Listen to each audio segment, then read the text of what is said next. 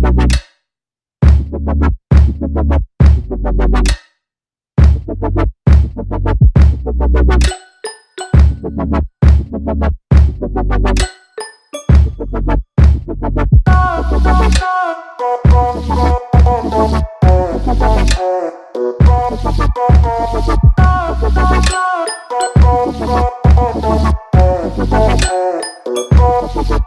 everyone, welcome back to another exciting episode of Hephzibah Stories, and this is actually our semi-final. You know, saving the best for I know, saving the best for the last.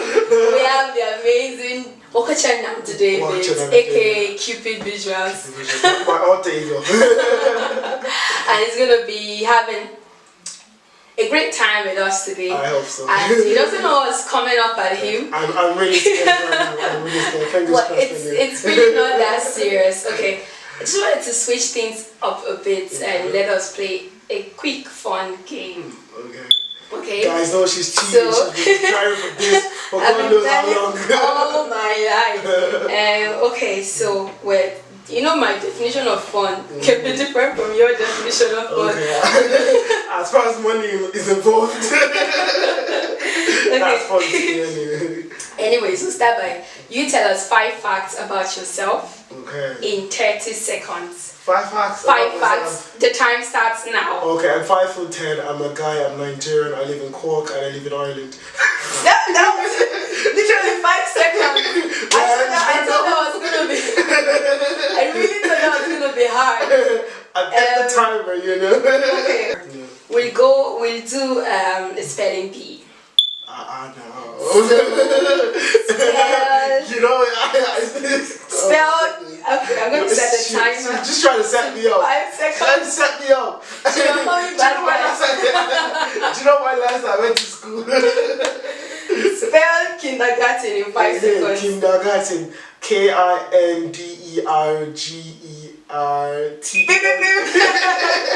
I don't even know what I spelled. We have to cut this part out. We have to cut it out. Spell.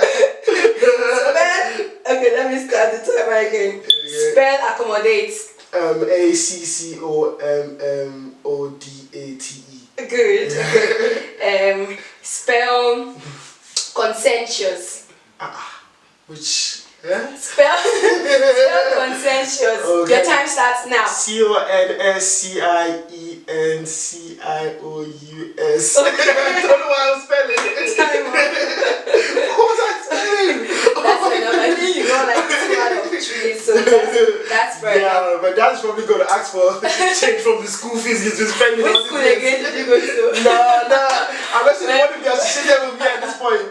We're going to have to go and get some change from them. Now let's see how much of the Bible that you know. So we have some Bible. Okay. This is going to be a Bible bee, right? Okay. So I'll say a verse in the Bible and you tell me where it is. Okay? It's in the Bible. It's in the Bible. Where exactly is it? It's in the Bible. So let's go. Okay. For God so loved the world that He gave His only John 3:16. Yeah, we go. Genesis 1:1. He that dwelleth in the secret place of the Most High shall abide under the shadow of the Almighty. Oh, sorry, it's in Psalms. It's in Psalms. It's in Psalms. He that dwelleth in the secret place of the Most High shall abide under the shadow of the Almighty. Psalm 91 verse 1. Let me help. Will I help you? No, I'm not going to help you. Okay. I must walk the walk of him that said, no, that's not the right. That's not the right one. You should have told me. I have some tricks up my sleeves. Okay. Surely goodness and mercy shall follow me all the days of my life, and I will dwell in the house of the Lord forever. Amen. It's Psalm 23 verse 6. Yeah. And I really enjoyed watching you. Yeah, she set me up. Guys. We go to the topic of today, which is opportunity after the break. Yeah. You should spell opportunity now. OPPORTUNITY. Welcome back to Hephzibah Stories, where we have been drilling David. We've been drilling him. I've been duped. I've been set up. I really enjoyed I never began for this, okay? See, that's what we're talking about. We're talking about opportunities. Yeah. And life really, opportunities does not always knock at your door or give you like a notice when it's coming. Yeah. You always have to be prepared. You see how that kind of played into this episode? Yeah. You always have to be prepared. Like, so many things are always going to come up that first off, you probably didn't even plan for, you didn't expect. I know. But when the opportunity presents itself and then you go, oh well, you didn't give me a notice or I wasn't prepared, it's just going to fly away. So yeah, as they say, even if you want God to laugh, tell him your plans. Do you know? Yeah, that thing never no, it's a thing anyway. If you want him to laugh, tell him your plan, because you're saying, oh, I want to be married at 25, and it's like, the plan I have for you is you get married at 30. So it's like, or you're probably not even getting you see, and so it's like, oh my God, because you know God is all knowing. He sees both the end and the beginning, so like He already knows the plan for your life, and even as much as He's given us free will and for us to have a say, but He knows what the bigger picture is. And so if your bigger picture is not necessarily His bigger picture for you, then it's He's just going to be laughing. On that note, if God, let's just talk about God a bit more. So God has the plan. Does that mean that He brings things our way, or maybe would I say when He brings things our way and we're not prepared for it, what happens in that scenario? I know you're not a pastor, but like let's have like a conversation and see. What do you think? Well, as she said, I'm not a pastor, but it's number one. I think we have a power pack, or we have an instrument which everything for us to go through life is located in it. It's the Word of God, it's the Bible. So we might not seem ready, but the things we have to choose to get ready. Do you get what I mean? And as well as we're in Christ, we're not doing things, it's not about our power, it's not about our strength. Do you get me? So physically it might look impossible, but with God all things are possible. So these are the things, you know. So it just takes us back to the fact that no matter what we face, we should call on God, you know, because He's the only one that's going to see us through. And He knows that we have all of those tools and everything. You know, the Bible says that He has given us, He loads us daily with benefits. So if God has been giving us benefits every single day of our lives, at our age right now, we're loaded with so many benefits that we can use to do so many things. So when He brings an opportunity our way, He already knows that we are capable of doing that. But that's really not our reality, to be honest, because most times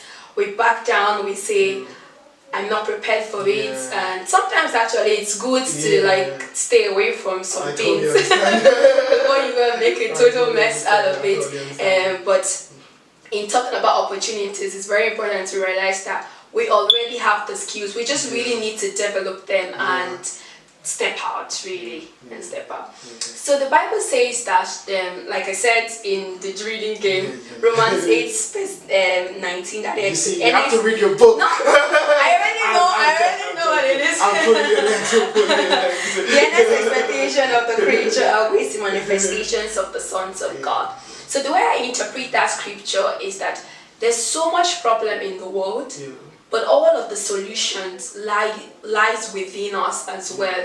How does opportunity come and play in us solving problems in life, do you think? Well, opportunity comes. Well, first of all, I think I think maybe opportunities might not necessarily be linked to problem solving. Okay. I think opportunity is this is me talking on the top of my head. I think opportunity it's on its own. Like it's something that just comes irrespective of if you have a problem or not. Do you know? So that's what I think. Okay. Do you know? So you might not necessarily have a problem before an opportunity comes on, and that's why most people miss, because they expect that they keep waiting for it's just expecting. It's like you driving on a road and waiting for a U-turn. Do you get what I mean? That's not necessarily opportunity. Could be you driving on a road, getting to even seeing a U-turn and deciding, oh, I don't want to take that U-turn. That might be your missed opportunity. Yeah. Do you get what I mean? But it could be like, or maybe you tracing your way on a map and maybe even deciding to place breadcrumbs instead of stones. You know, so in case you have to double back, the birds might have eaten your bread, but the stones will be there. Hopefully, I hope I'm making sense. I just want that because I think I'm really getting really deep. You're always deep, anyways. I think that opportunity, like, for us to utilize the opportunity, there has to be like a purpose for it. And most times when you're doing something, you're really trying to solve a problem or maybe to make something to be better. So considering the amount of this wide spectrum of problems that in the world, in the energy sector, in the electricity, in the media, in like politics, and everywhere. So seeing that each problem is an opportunity. You know, it's an opportunity for us to express ourselves. It's an opportunity for solutions to come up. So that's kind of how I rationalize that Bible verse. And like you said, that we already have all the tools to utilize all the opportunities because there's so many, as many problems there as there are in the world. There's as many solutions and opportunities to solve those problems as well. I think that one problem that we have anyways is our attitude to opportunities. So what is your attitude to opportunities? My attitude to opportunities? Well, I tell you in all honesty, some new opportunities are scary. Yeah. You know, I guess I'm sitting here just because of because of keeping visuals. And not necessarily. Yeah, well, kind of. Because people since my alter ego keeping visuals came about, people have forgotten Nnamdi David. Forgotten the other guy. But like, to be honest, I'm maybe sitting here because at least maybe 60-70%. Yeah, we've seen what you were doing. Yeah, because of keeping visuals and what I've been doing, and that itself was an opportunity, or that was something that was something that I never planned. I've been doing this for going on about 3 years now. So if you talk to me 4 years ago, I tell you that you're joking. Yeah. You know, that's how much of an opportunity. Like, that's how much it just started without me even necessarily having a 10-year plan for it or something. You know, like even when I started, I didn't have a name for it. It was it was like that. Just you know, so for my attitude to opportunity is, it scares me. Usually it scares me. I'm not going to say, oh, I just jump into it. It scares me, but I try as much as possible not to let the fear outweigh or make me not to make the fear paralyze me. Yeah, basically that's what it is. Because I remember when I first started, it was scary. Or an example of a major opportunity was when I got my first offer to cover a wedding. That was one of the most scariest bits of me doing keeping visuals, because I thought about it like, this is somebody's wedding. If I ruin it, I ruined it. They will remember me for the rest of their lives as a terrible photographer. Yeah. And wedding photography is slightly different in the sense that the pay is more. And then I looked at how much they were willing to pay me to do a wedding. I'm like, how do I collect this amount of money from somebody and then there's a possibility I might just ruin it? Yeah. And I tell you, I didn't go for it. Okay. So you let it pass. Do you get me? I let it pass because I did look at it. I noticed I didn't believe I was ready. I did check. So that's why even sometimes in as much as you should be able to you should take up opportunities. You should be able to also tell yourself the truth. Tell yourself the truth and also be able to discern. That's between different opportunities. Because it's not everything. Not every opportunity is an opportunity. Because honestly, if I walk out the street tomorrow and the man is telling me, oh, buy this new car, 2017 car for €50, that's an awesome opportunity. But it would be so stupid for me to take it because obviously. Yeah. Who sells a BMW, 2017 BMW for €50? So the wisdom there is to discern opportunities and know which ones to go for. Yeah. So basically, as that's the wisdom, so you need the wisdom. Because even the Bible says, my people perish for lack of knowledge, you know. So as much as, well, my reaction to it is, take a step back. Don't take it too back, but just 2 seconds and try to decide. Try to weigh your options instantly. You know, but as well, don't get into the habit of discouraging yourself because you always think that maybe I can't do it. But the best way to do it is to start small, but try to start as well as possible and then build up from that. So just create. So giving yourself the giving yourself the opportunity to see if it's a viable thing or not. Yes, exactly. If it's a viable opportunity. I really like to point out the fact that in your experiences, deciding not to do the first wedding shoot, that there is wisdom in deciding what opportunities that you take, because it's not every opportunity that comes at you, that comes to your doorstep that you should pick up. There's wisdom in discerning which ones are going to be best for you, which ones that you can maximize fully, which ones your skills can take up as much. Because one thing definitely I'd like to advise people about is when you're going to a new avenue, you only tackle what your structure can accommodate. Like even if you're building a house, if you have a foundation for surrounding, you don't build a skyscraper on it. Exactly. So if while you're building or while you're tackling this opportunity, if your foundation is not that of a skyscraper, so I think basically that's what happened in my case. I wasn't ready to undergo that venture, and I had to let it go. And some people around me, they were like, "Oh, why don't you do it? You're such a coward. You saw this, you saw that." But imagine if I took the wedding.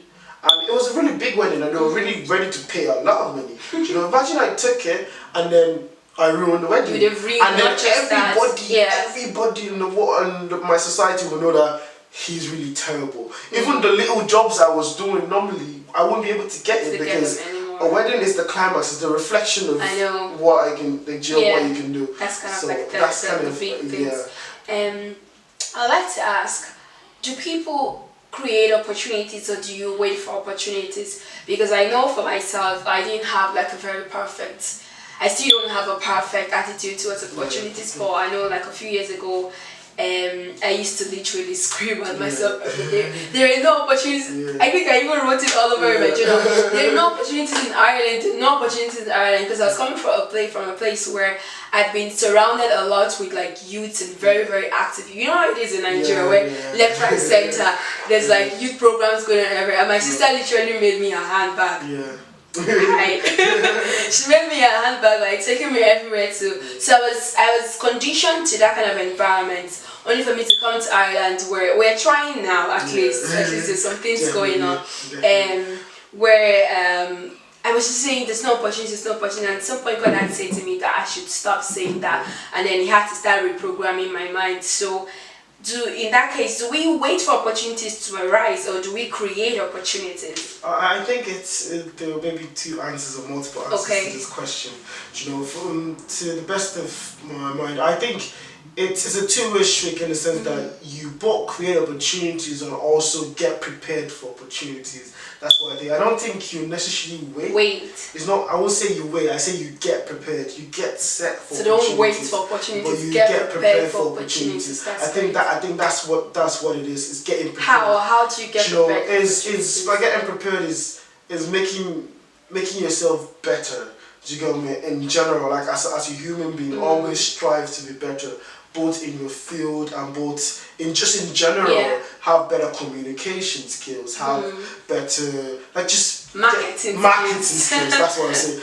Being able to sell yourself. Have better marketing skills, and as well, whatever usually we're seeking specific opportunities. Like as a person, I wouldn't necessarily consider me getting a job as a chef as the right opportunity for me, because personally that's not my plan, or that's not what I that's not what. So usually we're looking for, as much as there are opportunities, there are viable opportunities, as you said earlier, and there are also opportunities that are targeted towards us. So if I'm looking to be a chef, I'm looking to run a company or a few company or a restaurant. Me getting prepared, I wouldn't just wait for a job as a chef. Obviously, I have to go to training, go and learn how to cook. Go and make how. So that's what I mean by getting prepared. Like I'm a photographer. I like photography. So what do? I make sure I know how to take pictures in whatever conditions, whether it's sunny, whether it's night, I try to better myself. You do that very well. I try to better myself as a photographer. So that's how you're preparing yourself for every opportunity that may come your way, and then when when it finally comes, yeah, I will be ready. You're definitely ready for it. I had a close look at my life. Like I said, God had to take me through different stages of how I think about opportunities. And at the stage where I'm beginning to appreciate things a lot more. And I came up with a few things that I find out that He made me to. For example, He made me to begin to have a grateful heart attitude. I learned so much from the episode where we discussed with Pastor Paul on maintaining relevance.